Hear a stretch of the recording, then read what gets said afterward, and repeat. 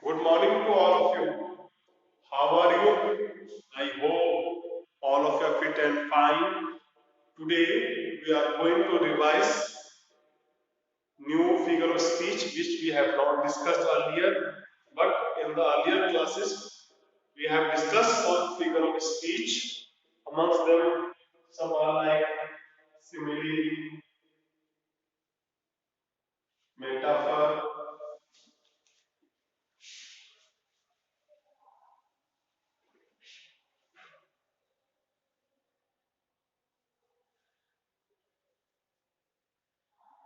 then personification,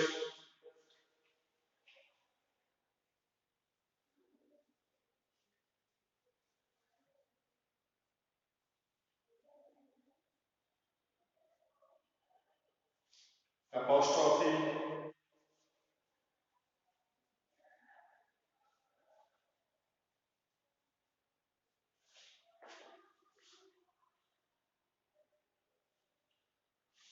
After apostrophe we have discussed hyperbole.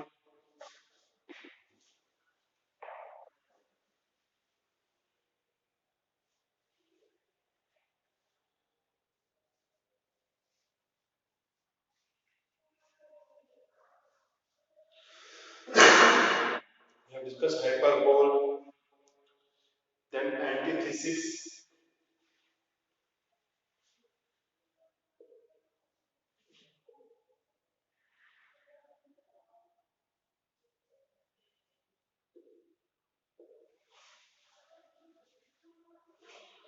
After that, we have discussed oxymoron,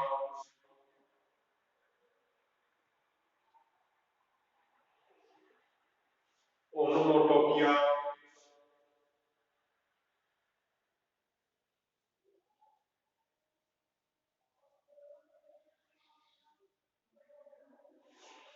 After onomatopoeia, we have discussed sarcasm, irony.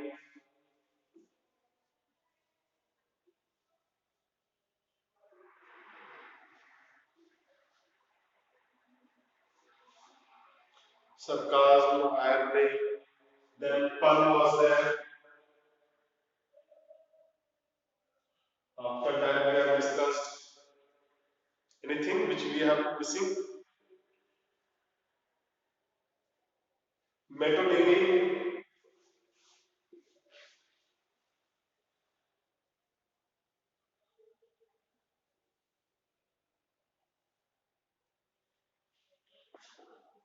After metonymy, we have discussed synecdoche.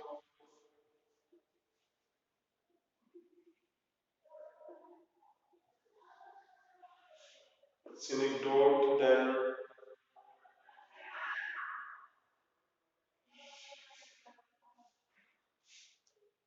repetition,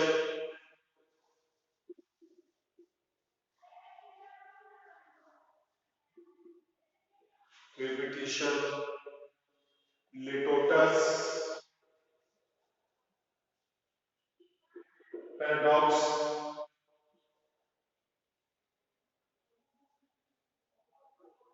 I hope that this must be we have done. This must be we have done in our previous classes. Simile, metaphor. In simile, which are the words by which you catch, by which you get the knowledge that this is a simile figure of speech. Amongst them, one was the like so, or as like as. From this word, you get the knowledge that this is simile. In simile, there is a comparison between two different things, and amongst them, one thing is common with the both the thing. That is known as simile. In metaphor, same thing is there, like simile. That's why metaphor is also known as implied simile.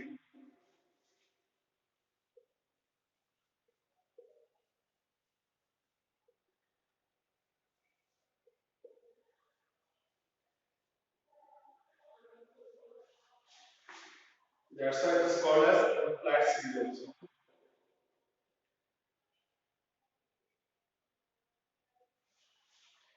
implied simile. Okay.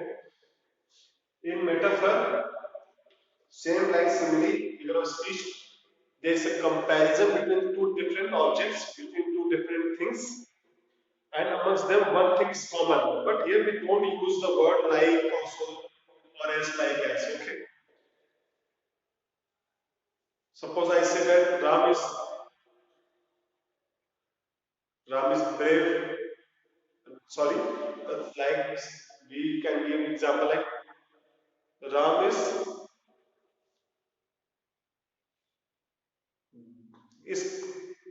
Ram is brave. Suppose I give an example like Ram is brave as tiger. Then this is called as metaphor because we have not used the word like, but we have seen that in the sentence Ram is brave and Ram is as courageous as lion or as tiger. So in this metaphor, we don't use the word like, or we can say that love is the cue of the life, love is the spice of life, and this is also a metaphor because in this we have not used the word as like as or so because love is the spice of life. The love is all is what type of life? Love is a spice type of life. So this type of example is just about you metaphor. One example is also there that yours, yours is only a lamb excuse. Yours is a lamb excuse. This is also example of figure of speech of metaphor. In then comes the personification. In personification, we do a comparison. We directly address in personification. We assume a non-living thing or inanimate object as a living object. Means to say that a non-living thing is assumed as if that non-living thing had got the life, as if that non-living thing had got the oxygen, that thing had got the senses, that non-living thing had got the emotions, that non-living thing had got the sentiments. So, whenever this non-living thing is considered as a living thing, then it is called as personification. Like we can give the example of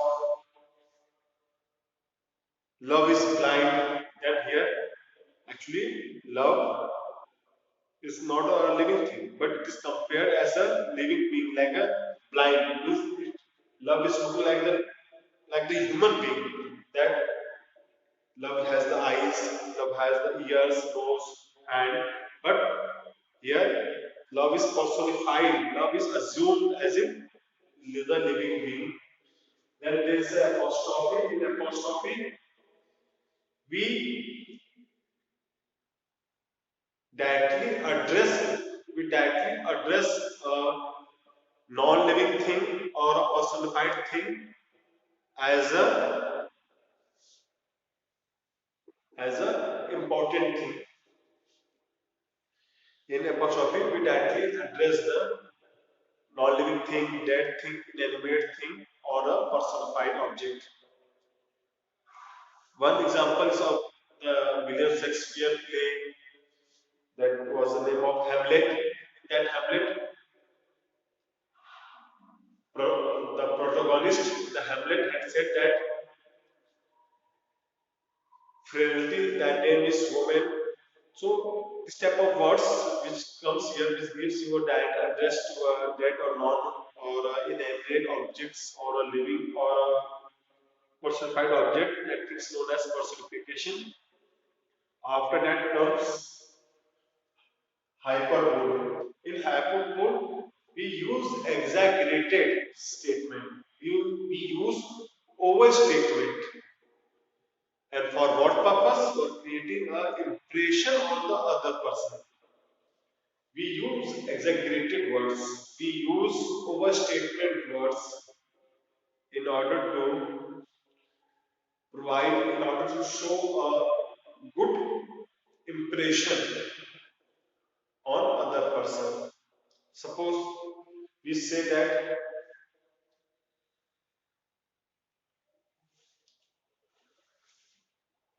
a hyperbole statement like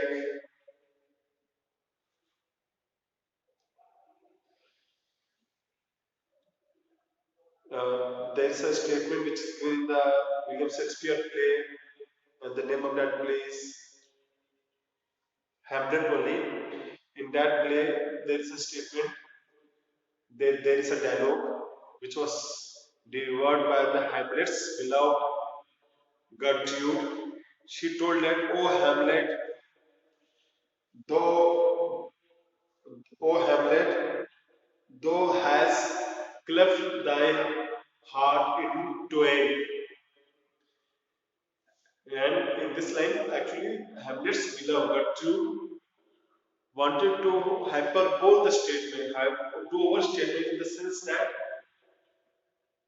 she wants to tell Hamlet that because of you, my heart is broken, my heart is cut it down into two parts. That is hyperbole. After this, antithesis come.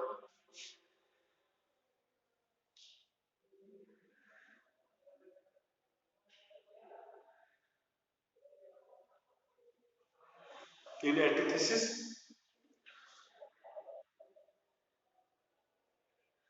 in antithesis, one word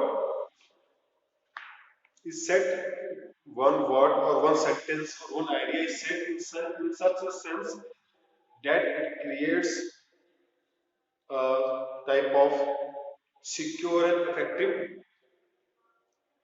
impression on other person. After this oxymoron, in oxymoron, two opposite or contradictory words are used in a statement that is known as the oxymoron. For example, we can give that yes, this is an open secret. Open is also there and it is secret also there. Means two contradictory word. Open and secret means the thing which is secret can't be open, but in oxymoron, this is the quality that two opposite or contradictory words are used at the same time. That this is an open secret. Then comes onomatopoeia. In onomatopoeia, sound suggests you the meaning. Sound suggests you the sense about that thing. Suppose there is a snake and you can't hear the noise of that snake. But the moment the snake opens their mouth, then their tongue always makes a sound like hiss.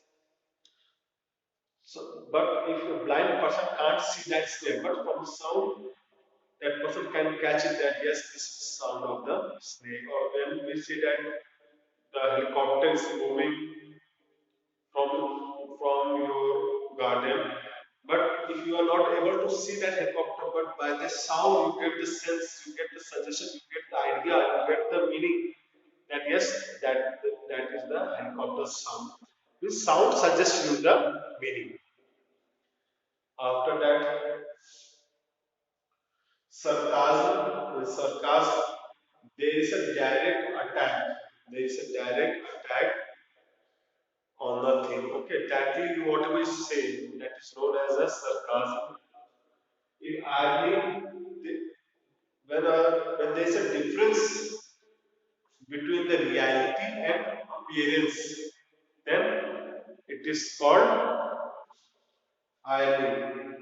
In sarcasm, there is a direct attack, and sarcasm word has been taken from the satire word, which was firstly used by the John Donne in the 17th century. From there, this word had been used, and till then, this word is being used. Okay. The next word is ironing.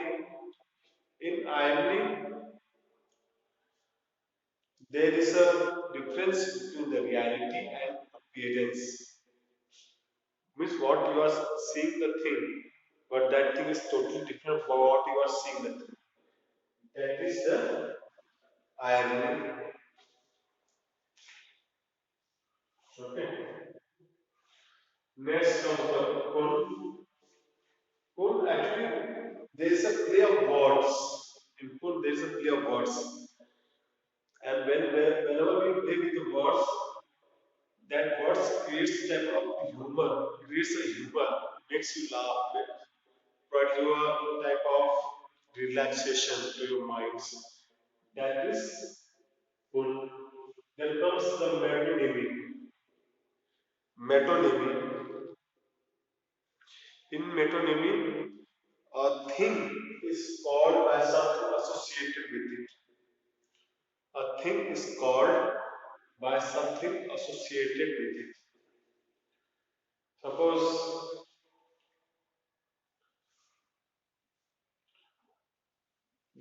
there's a pen. We say that the pen is mightier than the sword.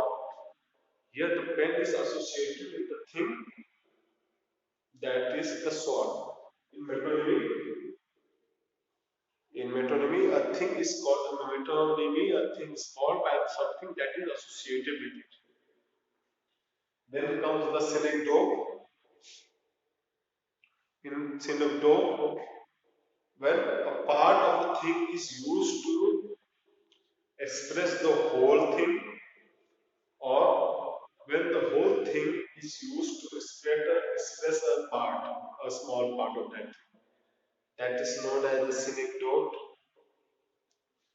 Then comes the repetition.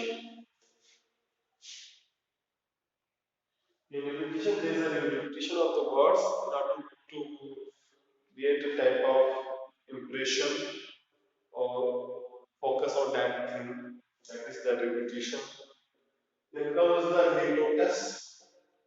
In litotus, when a disagreeing thing, in litotus,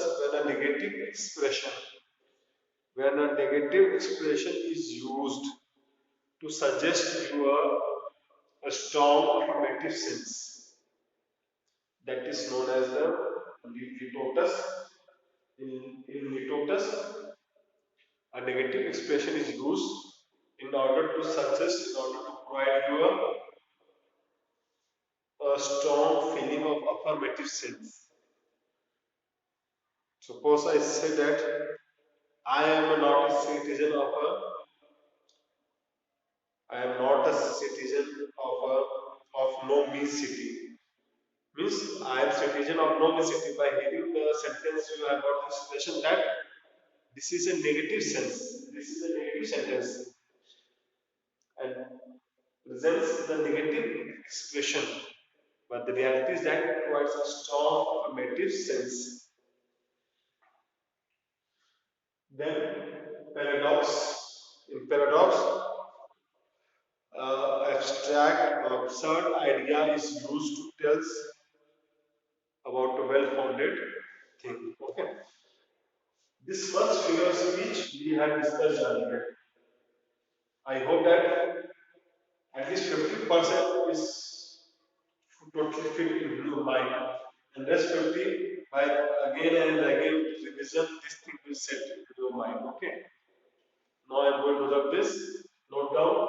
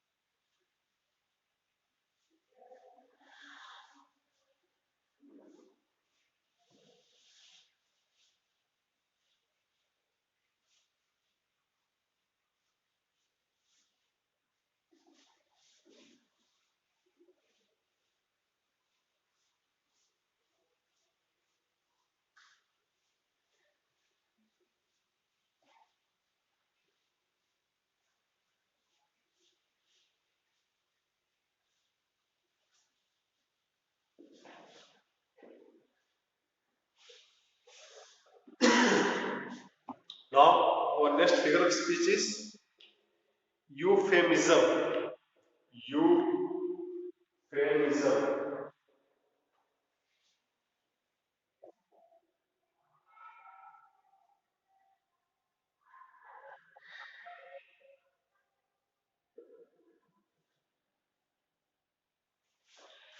Euphemism. Euphemism. Actually, in euphemism, when a disagreeable thing is presented in a agreeable sense, in euphemism, a disagreeable thing, is presented as agreeable. Okay, in euphemism,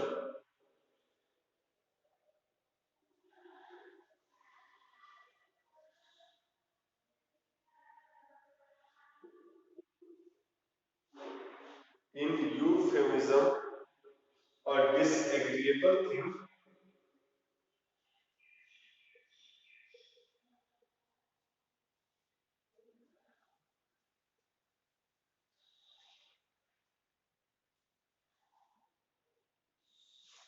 in euphemism, a disagreeable thing, is presented. A disagreeable thing is presented. A disagreeable thing is presented by an a disagreeable thing is presented by an agreeable.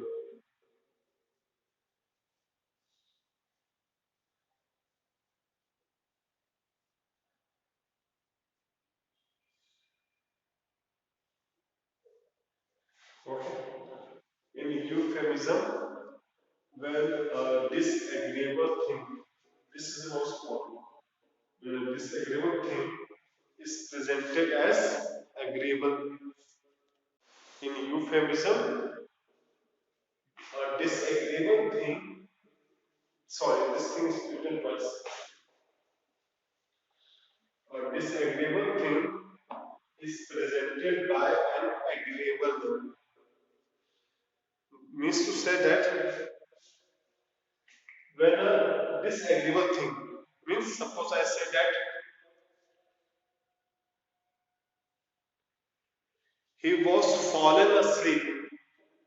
Suppose I say that, for example, that he was fallen asleep.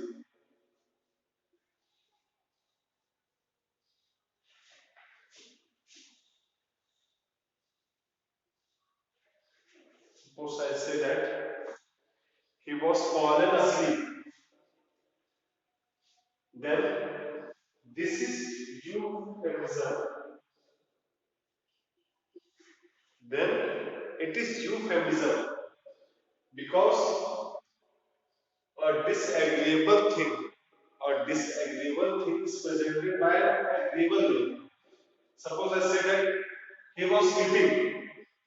Suppose I say that he was sleeping. Then this is not euphemism because this is the agreeing thing. Suppose a person is sleeping, then I will say only this thing only that Ram is sleeping or he or she is sleeping. But when I say this, but when I say this agreeable thing that he was fallen asleep means a disagreeable thing is presented by an agreeable name. That is euphemism. In our next class also we will discuss this thing.